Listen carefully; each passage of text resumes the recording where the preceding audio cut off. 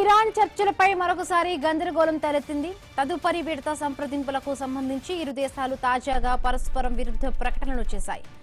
ఖతర్ రాజధాని దోహా వేదికగా నేడు మరొకసారి చర్చలు జరగనున్నాయంటూ అమెరికా అధ్యక్షుడు ట్రంప్ తెలిపారు. తమ ప్రతినిధులతో తదుపరి భేటీ కోసం ఇరాన్ అధికారులు విన్నవించారు. దోహాలో ఈ సమావేశం జరుగుతుందని ట్రంప్ సోషల్ మీడియాలో పేర్కొన్నారు. ఈ భేటీలో తమ దేశ ప్రతినిధులు స్టీవ్ విట్కాఫ్, జేడ్ కుష్నర్ పాల్గొంటారని అమెరికా వెల్లడించింది.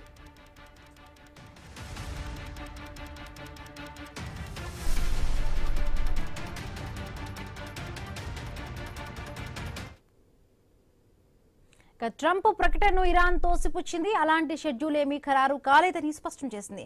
మరొకవైపు తాత్కాలిక ఒప్పంద నిబంధనలపై కూడా అమెరికా, ఇరాన్ మధ్య చర్చలు మళ్లీ ప్రారంభమవుతాయని పాకిస్తాన్ కూడా తెలిపింది. అయితే ఈ ప్రకటనను ఇరాన్ సీనియర్ ప్రతినిధి కసిం ఖరీబాబాదీ ఖండించారు. దోహాలో భేటీ ఇంకా ఖరారు కాలేదన్నారు.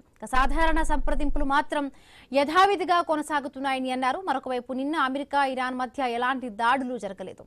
అయితే ఇవాళ ముఖ్యంగా కూడా దోహాలో రెండు దేశాల ప్రతినిధులు కూడా భేటీకి సంబంధించి మాట్లాడతారు. ఈ ఒప్పందాలకు సంబంధించి ఒక డెసిషన్ వస్తుంది అనుకున్న టైంలో కూడా అటు అమెరికా ఈరోజు ఉంటుందంటూ కూడా సోషల్ మీడియాలో పేర్కొంది. బట్ ఇరాన్ దానికి సంబంధించి కూడా ఖండించిన పరిస్థితి. రైట్, మాట్లాడతాము. విశ్లేషకులు పెంటపాటి పుల్లారావు గారు జాయిన్ అయ్యారు. నమస్తే సార్.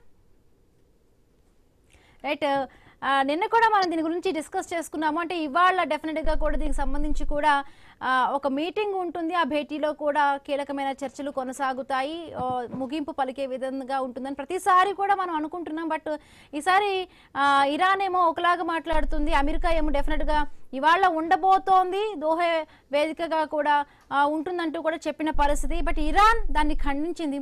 ఎందుకు ఇలాంటి విరుద్ధమైన ప్రకటన? ఎప్పుడు కూడా అనుకుంటుంటాం మనం అయిపోతుంది, ఈ రోజు రేపు అయిపోతుంది, డెఫినెట్గా కూడా ఒక క్లారిటీ వస్తుంది అన్న టైంలో కూడా ఇరాన్ ఇవాళ మళ్ళీ ఒక రకమైన లేదు, అలాంటిది ఏమీ స్టేట్మెంట్ ఏమీ లేదు, దానికి సంబంధించి కూడా ఎటువంటిది ఏం జరగలేదు అని. బట్ ఇక్కడ ఇంకొక విషయం, పాకిస్తాన్ దీనికి సంబంధించి కూడా అంటే ఖతర్ దేశం మధ్యవర్తిత్వం చేసింది. పాకిస్తాన్ సంబంధించి కూడా ఇరాన్ మొదటి నుంచి కూడా కొన్ని సందర్భాల్లో నమ్మింది, కొన్ని సందర్భాల్లో పాకిస్తాన్ని దూరం పెట్టిన పరిస్థితి. బట్ పాకిస్తాన్ ఏం చెప్తుంది, మళ్ళీ దీనికి సంబంధించి కూడా సంప్రదింపులు జరిపే అవకాశం ఉందంటూ కూడా ట్విస్ట్ ఇచ్చింది. అదే ఇది ట్రంప్ సైకలాజికల్గా ఇరానియన్స్కి ఇబ్బంది పెడతా వస్తున్నారు. వాళ్ళు ఏదో పెద్ద గౌరవం పురుషులు, పెద్ద దేశం, మేము ఇలా చేస్తామంటే ట్రంప్ వాళ్ళని ఇష్టం వచ్చినట్టుగా తిట్టి వాళ్ళ సెల్ఫ్ ఎస్టీమ్, వాళ్ళ ఆత్మగౌరవాన్ని కూడా దెబ్బ కొడతా వస్తుంది. మీరు మానసికంగా అది అర్థం చేసుకోవాలి. మొన్న స్విట్జర్లాండ్ వెళ్ళినప్పుడు నువ్వు సంతకం పెట్టకుండా వెళ్ళిపోతే నువ్వు తిరిగి వెళ్ళవు, ఇరాన్కి అక్కడే చంపించేస్తాను దారిలో అన్నట్టు, దారిలో చంపించేస్తా అన్నారు. నువ్వు వెళ్ళవు, తిరిగి దేశం కూడా ఉండదు అన్నారు. అది ఎంత అవమానం, ఎంత అగౌరవం వాళ్ళ ఆత్మగౌరవానికి, దేశానికి. కానీ అది పడుతున్నారు ఇరానియన్స్. ఎందుకంటే ఇది సహించాలి, ఈ నరకం, ట్రంప్ నాలిక నరకం సహించాలి వాళ్ళు. అది ట్రంప్ చెప్పిందే జరుగుతుంది. ట్రంప్ వాళ్ళు ఇవాళ వస్తారు, రేపు వస్తారు, లేకపోతే తిరుగుతూ ఉంటారు ప్రపంచం స్టేజ్. మీరే బ్రతిమాలేరు, దోహాలో పెట్టమని అన్నాడు. ఆఖరికి వస్తారు ఇరానియన్స్. దోహా వస్తే అరగంటలు ఆలస్యంగా వస్తారు, ఒక రోజు ఆలస్యంగా వస్తారు కలుస్తారు. తప్పదు, వాళ్ళకి తప్పలేదు. గెప్ప పెట్టుకో, ఏదో యుద్ధంలో విజయంగా బయటకు వచ్చేసి ఇతర దేశాల్లో వాళ్ళ జెండాలు ఎగురుతున్నాయని కాదు. ఒక డిఫీట్ కూడా ఇరాన్కి, ఒక విక్టరీ కూడా, రెండు ఉన్నాయి. సో అందువల్ల ఒక రోజు ఆలస్యం అవుతుంది, కూర్చుంటారు. కానీ మీరు అన్నమాట ఏదో కూర్చుని 4 గంటలు మాట్లాడితే అంతా అయిపోయిందని కాదు, చాలా రోజులు మాట్లాడాలి. ఎందుకంటే చాలా టెక్నికల్ ఇష్యూ. ఆ అణు ఆయుధాలను ఎలా తీసేయాలి, రెండోది ఇజ్రాయెల్తో గొడవ లేకుండా ఎలా చేయాలి, మూడోది హార్మోస్ జలసంధిని ఫ్రీ ప్యాసేజ్ ఎలా చేయాలి. ఈ 3 విషయాలు ఇంకా సాల్వ్ అవ్వలేదు. ఇది 2 నెలలు పడతాయో 2 ఏళ్ళు పడతాయో చెప్పదాం. ఏదో వర్కింగ్ పీస్ అంటే పని చేయగలిగిన శాంతి ఉంటే చాలు. అది ఇతరులు చూస్తున్నారు అందరూ. అంతేకాని ఏదో అయిపోయింది, జెండాలు ఎత్తేస్తారు, ఇంకంతా అయిపోయింది, కూర్చున్నారు మాట్లాడి. ఇది చాలా సీరియస్. ఏ ఒప్పుకుంటే ఇరాన్ ఫ్యూచర్ అది. ఇరాన్కి 1% అడ్వాంటేజ్ వస్తే వాళ్ళకి ఫ్యూచర్ సరిపడతారు. 1%. అది అమెరికన్స్ కూడా తెలుసు. వాళ్ళు కూడా ఏదో వాళ్ళకి ఏం తెలియదు, వాళ్ళ అమాయకులు అంటే కొంత తప్పులు చేస్తారు అమెరికన్స్, తర్వాత దిద్దుకుంటారు ఇమీడియట్గా. వాళ్ళకు ఉన్న బ్రెయిన్ పవర్ తక్కువ కాదు కదా. అన్ని టెక్నాలజీ కంపెనీస్ అక్కడే ఉన్నాయి, అన్ని పెద్ద యూనివర్సిటీస్ అక్కడే ఉన్నాయి, డిప్లొమసీ అక్కడే జరుగుతుంది, యునైటెడ్ నేషన్స్. ఇది మనం మర్చిపోకూడదు. డొనాల్డ్ ట్రంప్ ఏంటంటే ఇలాంటి నోటుతో వార్తలు పెడుతున్నప్పుడు వాళ్ళు తిరిగి ఏం తిట్టినా వాళ్ళు లెక్క పెట్టడం, ఇంకా ఎక్కువ తిడతాడు. అతను నమ్ముతారా లేకపోతే వీళ్ళు నమ్ముతారా? అతన్నే నమ్ముతారు ఎక్కువ వైద్యుగా. సో మీరు అది దీంట్లో ఇరానియన్స్ రాను అన్నది అది ఉట్టి మాట. వాళ్ళ ఇంటికాడు కూడా మేము వెళ్ళటం లేదు అక్కడ చెప్పుకోకపోతే వాళ్ళు పీకిలు కోసేస్తారు అక్కడ వాడికి వ్యతిరేకంగా ఉన్నవాళ్ళు. ఇప్పుడు గవర్నమెంట్లో ఉండి మనకు కనపడే మొహాలు. సో అవన్నీ చదువుకొని వస్తారు. ఒక రోజు ఆలస్యం అవుతుంది అంతేగాని రావటం బాధ. అంటే పుల్లారావు గారు ముఖ్యంగా కూడా అంటే యుద్ధం స్టార్ట్ అయింది ఇజ్రాయెల్ దేశానికి సంబంధించి. అంటే ఇజ్రాయెలే మొదటి స్టార్ట్, దీని వెనకుండా కూడా అమెరికా నడిపించింది. బట్ ఎప్పుడు కూడా ఇరు దేశాలకి సంబంధించి కూడా మాట్లాడుతున్నప్పుడు కూడా ఇజ్రాయెల్ ప్రస్తావన అనేది రావడం లేదు.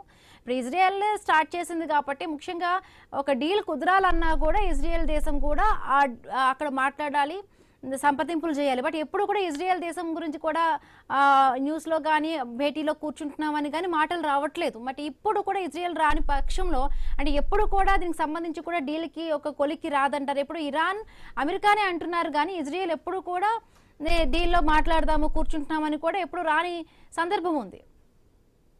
ఇజ్రాయెల్తో ఎలా కూర్చుంటారు? ఇజ్రాయెల్ అసలు కూర్చోవు ఇరాన్తో అంటున్నారు, ఇరాన్ కూడా ఇజ్రాయెల్తో కూర్చోమంటున్నారు. ఒకటి, ఇరాన్కి ఇజ్రాయెల్కి గొడవ ఎక్కడ? లెబనాన్ అనే దేశం ఇజ్రాయెల్ సరిహద్దు మీద ఉన్నారు. అది వాడి అక్కడ షియా ముస్లింలతోనే వాడి వాళ్ళకి డబ్బులు ఇచ్చి 40 సంవత్సరాలు సైన్యాలు పెంచి వాళ్ళ జీతాలు లక్షల మందికి ఇరానే ఇస్తుంది. అక్కడ మెయింటైన్ చేస్తున్న దేశంగా హెజ్బుల్లా వాళ్ళు అటాక్ చేస్తున్నారు ఇజ్రాయెల్. సో అక్కడ ఏదో శాంతి ఒప్పందం వస్తుంది అనుకుంటున్నారు అందరూ. అది అలా ఇమీడియట్గా దీనివల్ల పీస్ వచ్చేస్తుంది అని ఏమి అనుకోవద్దు. కొన్ని రోజులు శాంతి వస్తుంది, మరి గొడవలు ఇంకో రకంగా అవుతాయి. ఏమవుతుందో చూడాలి. పర్మనెంట్ పీస్ అనేది కష్టం. ఇంకా సెటిల్ అవ్వాలి. నేను ఓడిపోయాను మీరు గెలిచానని ఎవరు అంటలేదు కదా, అంటే సెటిల్ అవుతాయి.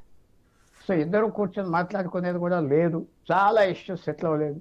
డొనాల్డ్ ట్రంప్కి ఏం కావాలి? ఇప్పుడు యుద్ధం ఆఫ్ చేసి మళ్ళీ అన్ని ఆర్థిక వ్యవస్థలు నార్మల్గా వెళ్ళిపోతే తర్వాత చూద్దాం. ఎలాగో ఇరాన్కి బుద్ధి చెప్పాం, కొంతవరకు బుద్ధి చెప్పారు. బుద్ధి చెప్పలేదు అనుకోవద్దు. ఏదో చేసేస్తామంటే వాళ్ళు అటాక్ చేశారు. అమెరికాని అటాక్ చేశారు కదా మీరు అంటారంటే అమెరికా ఇది పట్టించుకోదు. మీరు జ్ఞాపకం పెట్టుకోవాలి. యుద్ధాలు ఓడిపోయినా లేచి వెళ్ళిపోతూ ఉంటారు. గత 75 సంవత్సరాలు చూసింది ఏంటి? కొరియాలో యుద్ధం చేశారు, అక్కడ కూడా డ్రా అయిపోయింది, పట్టించుకోలేదు, బయటకు వచ్చారు. అలాగే వియత్నాంలో 15 సంవత్సరాలు యుద్ధం చేశారు, ఓడిపోయారు, బయటకు వచ్చారు. ఆఫ్ఘనిస్తాన్లో ఓడిపోయారు, ఇరాక్లో ఓడిపోయారు. పట్టించుకోరు వాళ్ళు. స్టైలు వాళ్ళ టెంపర్మెంట్ మీరు అర్థం చేసుకోవాలి. మేము అగ్రపవర్ వీళ్ళతో ఏంటి? ఇక్కడ ఎవరికి కావాలి? ఎవరు వెళ్ళి కూర్చోమన్నారు? ఆఫ్రికాలో ఆఫ్ఘనిస్తాన్లో వాళ్ళ యాటిట్యూడ్ అలా ఉంటుంది. అక్కడ జనాభా యాటిట్యూడ్. అందువల్ల ఇప్పుడు ఇరాన్తో పర్మనెంట్ పీస్ రాదు. ఇంకా డిస్కస్ చేద్దాము. షార్ట్ బ్రేక్ తీసుకుందాం. బ్రేక్ తర్వాత కంటిన్యూ. Welcome back. ముఖ్యంగా కూడా ఇప్పుడు అమెరికా ఇరాన్కి సంబంధించి కూడా ఖతర్ రాజధాని దోహాలో ఈరోజు ఆ దేశ ప్రజాప్రతినిధులు కూడా వచ్చి మాట్లాడతారు. ఒక భేటీ జరుగుతుంది, దీనికి సంబంధించి ఒక క్లారిటీ వస్తుంది అనుకున్న టైంలో కూడా సార్ అంటే ముఖ్యంగా కూడా ఇప్పుడు ఏదైతే కూడా ఇరాన్కి సంబంధించి కూడా ఖమేనీ అంత్యక్రియల నేపథ్యంలో మన ప్రధానికి కూడా ఆహ్వానం పలికారు. మరి దీనికి సంబంధించి అంత్యక్రియలకు పాల్గొనాలి రండి అంటూ. సో మన దేశం నుంచి కూడా ముఖ్యంగా బీహార్ గవర్నర్ సయ్యద్ అతా హసన్, అదేవిధంగా విదేశాంగ సహాయ మంత్రి పవిత్ర మార్గరిటా వీళ్ళిద్దరూ కూడా వెళుతున్నారు, ప్రధానికి బదులుగా కూడా వెళ్ళబోతున్నారు అన్నట్టుగా కూడా వస్తుంది. బట్ ఇప్పుడు అక్కడికి వెళ్ళాక ఏదైనా కూడా మొత్తం యుద్ధానికి సంబంధించి కూడా అట్లా ఏదైనా ఒక కీలకమైన అడుగు పడచ్చు అనుకోవచ్చా ముగింపు దశగా? జూలై 4 నుంచి జూలై 9 వరకు ఫ్యూనరల్ జరుగుతూ ఉంటాయి. చచ్చిపోయి 5 నెలలు అవుతుంది. ఇప్పుడు అది పాస్ చేసుకుంటారా ఇరానియన్? ఇప్పుడు వాళ్ళు వెళ్ళి ఖతార్లో కూర్చోపోతే వెళ్ళి బాంబు వేసి ఒక ఊర్లో ఒక రోజు బాంబు వేసి అందరూ పారిపోతారు. సో అది పాస్ చేసుకోరు కదా ఇరానియన్స్. జూలై 9 అవే వరకు కూర్చుంటారు ఖతార్లో, లేకపోతే వాళ్ళు అవమానం పడిపోతారు. సో వాళ్ళకి ట్రంప్ కూడా తెలుసు. ట్రంప్ ఏమంటున్నాడంటే వాడిని చంపేస్తాం, నిన్ను చంపేస్తాం అంటున్నాడు. కమ్మని పోయాడు, మీరు అందరు పోతారు జాగ్రత్త అంటున్నాడు. అది సామాన్యమైన మాటల మనం ఎవరైనా అనగలమా? అనలేం. సో ఇరానియన్స్ చచ్చినట్టు వచ్చి కూర్చుంటారు. పని అవుతుందా అవుదా తెలియదు. ఎందుకంటే లేకపోతే వాడు పెద్ద ఫ్యూనరల్ ఆయన శవాన్ని తిప్పుతున్నప్పుడు బాంబులు వేస్తూ ఉన్నాడు ట్రంప్. నిజంగా తేల్చేస్తాం, వాడు చచ్చిపోయాడు, ఇంకా నిన్ను చూస్తాం అంటున్నాడు. సో వాళ్ళు జాగ్రత్తగా ఉంటారు. తర్వాత భారతదేశం ఫారెన్ మినిస్టర్ వెళ్తారా, వైస్ ప్రెసిడెంట్ వెళ్తారా అంటే చిన్న లెవెల్ పంపిస్తారు. ఒక బీహార్ గవర్నర్, ఆయన షియా ముస్లిం, అలాగే ఒక మినిస్టర్ ఆఫ్ స్టేట్ పంపిస్తున్నారంటే దీంట్లో చాలా మెసేజ్ ఉండాలి. మనం పెద్ద హడావిడి చేయట్లేదు. ఎవరికి ఇవ్వాలి మెసేజ్? ఇరానియన్స్కి ఇవ్వాలా? ఇరానియన్స్కి మీరు పాకిస్తాను చైనాకి సపోర్ట్ చేస్తున్నారు, మొన్న మాకేం అంత పెద్ద సపోర్ట్ లేదు అని మెసేజ్ ఇస్తున్నారా? లేకపోతే అమెరికాకి వాళ్ళకి చూడు మేము పెద్ద ఏం హడావిడి చేయట్లేదు అని మెసేజ్ ఇస్తున్నారా? ఇంకా బయటికి రావాలి ఈ అర్థం. చాలా పెద్ద మీనింగ్ ఉన్నారు. భారతదేశం ఏదో పిలిచారు, ప్రధానమంత్రి వెళ్ళిపోతాడు, లేకపోతే వైస్ ప్రెసిడెంట్ వెళ్తాడు, ఫారెన్ మినిస్టర్ వెళ్తాడు, ఎవరిని పంపలేదు. చాలా తక్కువ లెవెల్లో పంపుతున్నారు. జ్ఞాపకం ఉంచుకోండి. ఇది కూడా పెద్ద డిస్కషన్ అవి. అయితే అపోజిషన్ ఇంకా పెద్దోళ్ళు పంపాలంటారు, బాగా ఉన్నది. కానీ గవర్నమెంట్ పంపట్లేదంటే దీంట్లో ఎన్నో అర్థాలు ఉన్నాయి. ఇరానికి ఎన్నో మెసేజెస్ ఉన్నాయి. సో ఇది ఇంకా బయటికి మనకి ఆ మీనింగ్ ఇంకా బయటికి రాలేదు, రోజు రోజుకి వస్తాయి. సో తప్పకుండా మీరు ముందల నుంచి ఆలోచించేది ఖతార్కి వస్తారు. ఇంకో కారణం కూడా చెప్పాను కదా, జూలై 4వ తేదీ నుంచి ఆ ఖమేనీ గారు బాడీని తీసుకెళ్ళి ఇరాక్ తీసుకెళ్తారు. ఇరాన్లో 3 ఊర్లు తిప్పుతారు రోజు. సో అలాంటి టైంలో యుద్ధాలు పెడతారా? ఇరాన్ తిట్టించుకుంటారా? సో చక్కగా ఆ రోజుల్లో వాళ్ళు అక్కడ మాట చెప్పుకుంటా కూర్చుంటారు. తప్పదు, అది చూస్తా ఉంటారు. తప్పదు. ఇరాన్కి కావాలి శాంతి, అమెరికా కంటే ఎక్కువగా. శాంతి ఇవ్వకపోతే మునిగిపోతారు. ఆ ఆయిల్ ఏం వెళ్తలేదు, ఇరాన్ ఆయిల్ ఏం అమ్ముడు అవ్వట్లేదు ఇంకా. ఎందుకంటే ఇంకా అమెరికా ఏం చేస్తుంది సడన్ గా చూస్తున్నారు. సో పీస్ కావాలి ఇరాన్కి. ఎన్ని మాటలు బయట చెప్పినా, ఎంత హడావిడి చేసినా వాళ్ళకి చాలా అవసరం. అమెరికా కంటే ఎక్కువ అవసరం. ముఖ్యంగా అంటే మళ్ళీ ఇంకొకసారి కూడా 2 దేశాలకి సంబంధించి కూడా భేటీ జరగబోతుంది. అంటే ఇప్పుడు పాకిస్తాన్ చెబుతోంది. సో మనం ఇంకా ఎట్లా అంటే ముందు నుంచి కూడా పాకిస్తాన్ ఒకసారి గతంలో అటు ఇరాన్ కూడా నమ్మలేదు. మధ్యలో కూడా డీల్కి సంబంధించి 10 పాయింట్లు పెడితే అన్ని పాయింట్లు కూడా క్లియర్ అవ్వలేదు అంటూ కూడా ఇరాన్ మళ్ళీ క్యాన్సిల్ చేసుకుంది ఈ మీటింగ్. సో మళ్ళీ ఇంకొకసారి పాకిస్తాన్ని నమ్ముతోంది. సో పాకిస్తాన్ ఇప్పుడు మళ్ళీ ఇంకొకసారి భేటీ ఉండబోతోంది అంటుంది. పాకిస్తాన్ ఎవరు నమ్మట్లేదు. ఎందుకంటే వాళ్ళ భేటీ స్టార్ట్ చేసాక వాళ్ళే హడావిడి చేస్తారు. అమెరికన్స్కి అబద్ధాలు చెప్పారు, ఇరానియన్స్కి అబద్ధాలు చెప్పారు. ఏదో కూర్చుని అక్కడ కాగితాలు సంతకం పెట్టించేద్దామని ఫిబ్రవరి 12, 13 ఏదో సంతకం పెట్టేస్తే పాకిస్తాన్ వల్ల శాంతి వచ్చిందని చెప్పుకోవడానికి చూస్తే అందరూ ఎదవలు కాదు కదా. అందరినీ కొన్ని రోజులు ఫూల్ చేస్తారు. అస్తమాన్ చేయలేరు కదా, 24 గంటలు ఫూల్ చేయలేరు కదా. సో పాకిస్తాన్ ఇరాన్తో ఏం చెప్తుందంటే, కాగితం మీద సంతకం పెట్టేవయ్యా, వాడు పోతాడు ట్రంప్ 3 సంవత్సరాల్లో, నీకేంటి అంట. అమెరికన్స్తో ఏదో రకంగా పెట్టిచ్చేస్తావు వాళ్ళతో సంతకం, ట్రంప్ కావాలి కాబట్టి అని పెట్టారు. ఇద్దరికి ఏం కావాలో అది చెప్తుంది. మధ్యవర్తనం చేయట్లేదు. సంతకం పెట్టే అంటారు. సో వదిలేశారు. పాకిస్తాన్ వాళ్ళు సొంత వ్యవహారం చేసుకుంటున్నారు. గొడవ హడావిడి అందరికి అర్థమైపోయింది. అమెరికాలో కూడా ఒక సెక్షన్కి ఏళ్లతో కూర్చోవటం, ఏళ్ల పెద్ద మనిషి స్థలం ఏంటి, మోసగాళ్ళు కూడా పెద్ద లెవెల్లో వచ్చారు. సో ఖతార్ని దింపారు. ఖతార్కి ఇంట్రెస్ట్ ఉన్నాయి శాంతి కోసం. ఎందుకంటే ఒకరి శాంతి రాకపోతే ఆ ఆయిల్ బయటికి వెళ్ళదు. వాళ్ళని తీసి పారేసి ఎవరో ఒకళ్ళు వచ్చి 3 లక్షల మందే ఖతారీలు ఉన్నారు. వాళ్ళు 30 లక్షల మంది ఉన్నారు. వాళ్ళు సొంత సోల్జర్స్ లేరు, బయట సోల్జర్స్ బంగ్లాదేశ్ నుంచి, ఇథియోపియా నుంచో, పాకిస్తాన్ నుంచో 40-50 వేల మంది కాస్తున్నారు ఖతార్లో. అది అసలైన సీక్రెట్. వాళ్ళు ఆయిల్ అమ్ముకునే ఫ్యామిలీ అంతే, పెద్ద రాజ్యం లేదు, పాడు లేదు. వాళ్ళకి శాంతి కావాలి. సో వాళ్ళు సీరియస్గా చేస్తారు. ఇవన్నీ చూస్తే ఇరాన్కి కావాలి కాబట్టి జరుగుతుంది. అలా స్ట్రెచ్ అవుట్ చేద్దాం, ఏమవుతుందో తర్వాత చూద్దాం, 1-2 సంవత్సరాల తర్వాత అని ఆలోచన. సో ఈవేళ రేపు మీరు వినేది ఏంటంటే, 1 రోజు తర్వాత వస్తున్నారు, ఇక్కడి నుంచి అక్కడికి వస్తారు అని మాత్రం కౌరు వస్తాయి. అంటే ముందు నుంచి కూడా అంటే ఇజ్రాయెల్ దీనికి సంబంధించి కూడా ఇజ్రాయెలే స్టార్ట్ చేసింది. బట్ ఇజ్రాయెల్ ఎప్పుడు కూడా ఈ భేటీకి సంబంధించి కూడా కూర్చుంటుందనే వార్తలు కూడా రాలేదు. బట్ ఇజ్రాయెల్కి సంబంధించి అక్టోబర్లో కూడా ఎలక్షన్స్ ఉండబోతున్నాయి, నవంబర్లో అమెరికాకి ఎలక్షన్స్ ఉండబోతున్నాయి. బట్ ఏంటి ఏం మెసేజ్ వాళ్ళు ఇప్పుడు ఇస్తారు అంటే ఆ దేశ ప్రజలకి సంబంధించి కూడా చాలా వరకు కూడా ఒక కథనాలు వచ్చాయి. అక్కడ ఉన్న పరిపాలన బాగాలేక యుద్ధంలో మేము విజయం సాధించాము అనే దిశగా కూడా అటు అమెరికా కానీ ఇటు ఇజ్రాయెల్ కానీ రెండు దేశాలకు సంబంధించి గొప్పగా చెప్పుకుందాము అనుకున్నారు. బట్ ఇప్పుడు అవన్నీ కూడా జరగట్లేదు. ఆ దేశ పౌరుల నుంచి కూడా అసలు యుద్ధం ఎందుకు స్టార్ట్ చేశారు, ఎందుకు ముగిస్తున్నారు అనే దానిపై కూడా ఒక క్లారిటీ లేదంటూ కూడా కొన్ని ఆ దేశాల నుంచి ఆ దేశాల ప్రతినిధులకు కూడా విమర్శలు వస్తున్నాయి అంటున్నారు. కొన్ని ఆదేశాలు అంతే. ఇజ్రాయెల్లో 80% 90% యుద్ధం మంచిది, మనకు తప్పదు అనుకుంటున్నారు. ఇరాన్ లొంగేయాలి, ఇరాన్ తీసేయాలి. వాళ్ళకి 80% 90% ఆలోచన ఉన్నాయి. చాలామంది ఈ యుద్ధంలో ఒక 10% పాపులేషన్ ఇతర దేశాలకు పారిపోయారు, మళ్ళీ వచ్చేస్తారు.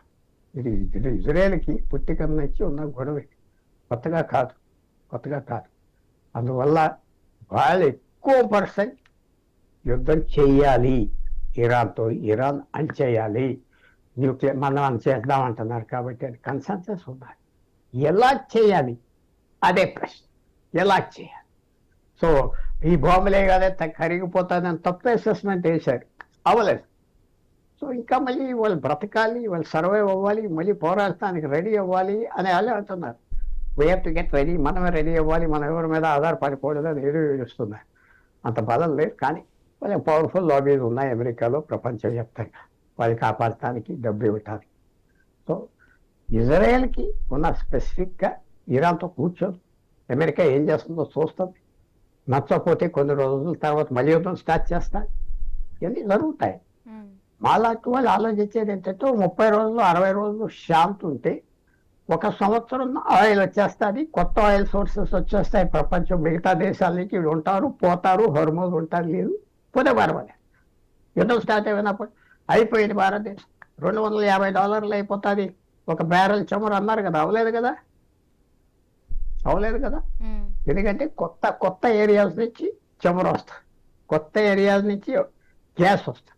ఇంకో 30 రోజులు 60 రోజులకి వాళ్ళు ఇంకా ఎక్కువ అందిస్తారు కొత్త ప్రొడక్షన్. మనకేంటి పక్క యుద్ధం, మీకేంటి? ఆయిల్ ధర పెరగకపోతే మనకేంటి? వాళ్ళు మన స్నేహితులు కాదే, విరోధులు కాదు, స్నేహితులు కాదు. వాళ్ళు మనం గబ్బిస్తున్నాం, ఆయిల్ అమ్ముతున్నాం అంతే. మన లేబర్ కావాలి, నోరు మోసుకొని కూర్చుంటారు, పనిచేస్తారు, తక్కువ జీతాలకి కావాలి. తెల్లోళ్ళు పెట్టుకోలేరు. మిగతా ముస్లిం దేశాల నుంచి పెడితే ఎక్కువ బెటర్ ట్రీట్మెంట్ అడుగుతున్నారు వాళ్ళు. మేమంతా అమ్మాయికి ఎక్కువ చూడాలి. సో మన అవసరం వాళ్ళకు ఉన్నది, వాళ్ళ అవసరం. పాకిస్తాన్కి ఫ్రీ ఆయిల్ ఇస్తారు, తక్కువ ధరకు ఆయిల్ ఇస్తారు, డబ్బు ఇస్తారు, గిఫ్ట్స్ ఇస్తారు, అన్నీ చేస్తారు. మనకి వాళ్ళు కరిగిపోతే మనకి ఆలోచన ఉండాలి. అది చాలామంది ఏదో మన స్నేహం లేదు. 10,000 మంది ఉన్నారు ఇరాన్లో భారతీయులు. ఎక్కువ మంది చదువుకోవటానికి, ఆ రిలీజియస్ పుస్తకాలు చదువుకోవటానికి వెళ్ళారు కాశ్మీర్ నుంచి అక్కడే. మిగతా దేశాల్లో మన జనం ఉన్నారు. ఓకే సార్, మన డబ్బు ఇస్తే ఆయన అమ్ముతారు. సో ఇది నో వార్ నో పీస్, యుద్ధం లేదు, శాంతి లేదు, జరుగుతుంది. ఆ టెన్షన్ అక్కడ ఉండటం భారతదేశానికి మంచిది. Right. Thank you so much అండి పుల్లారావు గారు విశ్లేషణ అందించినందుకు.